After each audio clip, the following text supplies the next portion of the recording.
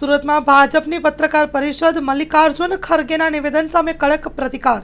Story report by Bhavesh Trivedi, Surat. આજે આ Gujarat diamond, chemical અને ટેક્સટાઇલ જેવા મહત્વના ક્ષેત્રોમાં દેશનું એક લીડર સ્ટેટ બનીને ઉભરી રહ્યું હોય અને વિશ્વમાં એ પોતાની એક આગવી ઓળખ ઊભી કરી રહ્યું છે.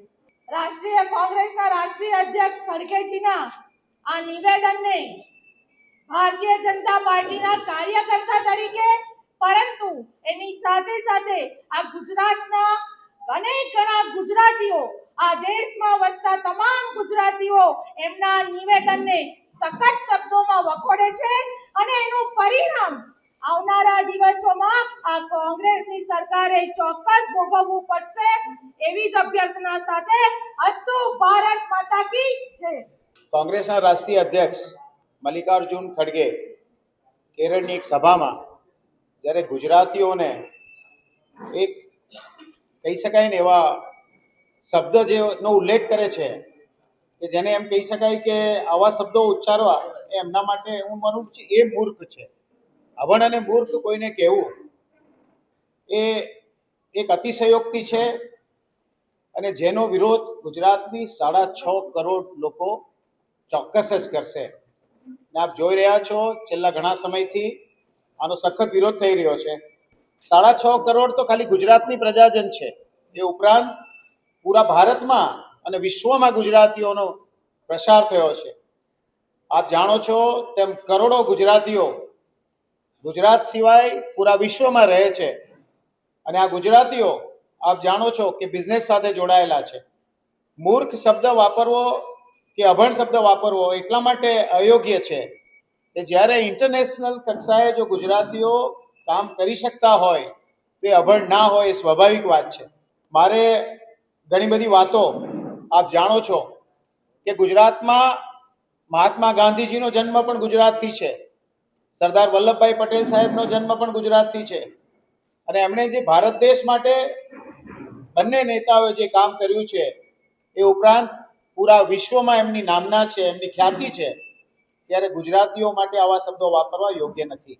છેલ્લા 25 વર્ષથી સતત જેમણે નેતૃત્વ પૂરું પાડ્યું છે પૂરા ભારતને એવા માનનીય પ્રધાનમંત્રી શ્રી નરેન્દ્ર મોદીજી ગુજરાતથી છે, માનનીય અમિત શાહ સાહેબ જેઓ ગુજરાતથી છે અને જેને વિશ્વગુરુ કહે છે, જેના માટે માનનીય નરેન્દ્ર મોદી સાહેબ માટે એક એવા નેતા છે કે જેને વિશ્વએ સ્વીકાર્યા છે એ પણ ગુજરાતી છે, ત્યારે આ મલ્લિકાર્જુન જે શબ્દોનો ઉપયોગ કરે છે એ અયોગ્ય છે અને એનો અમે ફરી એમના શબ્દોને વખોડીએ છીએ, એમનો વિરોધ કરીએ છીએ. આ ઉપરાંત અનેક વાતો છે. ધારો કે આપ કહો છો કોંગ્રેસ હંમેશા, મને એ સમજ નથી પડતી કે કોંગ્રેસને ગુજરાતીઓ સામે વાંધો શું છે, શા માટે એ ગુજરાતીઓનો વિરોધ કરે છે. અને કોંગ્રેસે આ એક બાબતે નહીં, આપ જાણો છો ત્યારે જ્યારે સ્ટેચ્યુ ઓફ યુનિટીનું બાંધકામ ચાલી રહ્યું હતું ત્યારે પણ કોંગ્રેસે વિરોધ કર્યો.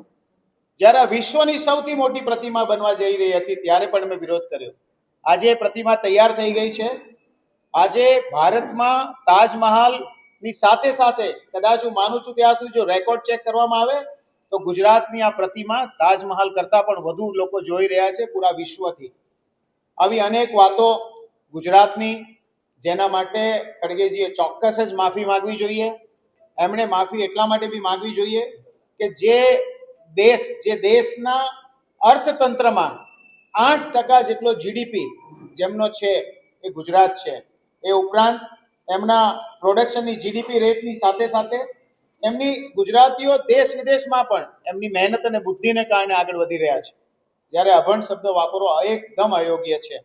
આવા અનેક કારણોસર અમે ભારતીય જનતા પાર્ટી અને ગુજરાતના લોકો આનો સખત વિરોધ કરીએ છીએ. વાઇબ્રન્ટ ગુજરાતની વાત હોય ત્યાં પણ કોંગ્રેસ વિરોધ કરે. વાઇબ્રન્ટ ગુજરાતમાં કોઈ સારી કંપની ઇન્વેસ્ટમેન્ટ કરવા માંગતી હોય તેમને પરમિશનોની અંદર બાધા ઊભી કરવી, એમને કેવી રીતે હેરાન કરવા, આવા અનેક કામો કોંગ્રેસીઓ તરફથી કરવામાં આવે છે, એકદમ અયોગ્ય છે. અને અમે ફરી પાછા કહીએ છીએ કે કોંગ્રેસીઓને ગુજરાતીઓ સાથે વાંધો શું છે આ અમને સમજ પડતી નથી.